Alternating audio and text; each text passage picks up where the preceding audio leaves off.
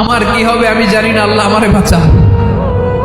প্রতিটি নবী বলবেন নফসি নফসি, আল্লাহ তুমি আমারে বাঁচাও আমারে বাঁচাও। বিশ্বনবী মাথা তুলবেন, তুলে বলবেন রব্বি হাবলি উম্মতি, আল্লাহ তুমি আমার গুনাহগার উম্মতকে বাঁচাও। বিশ্বনবী মাকামে মাহমুদে যে আল্লাহু আকবার বলে সিজদায় লুটিয়ে পড়বেন,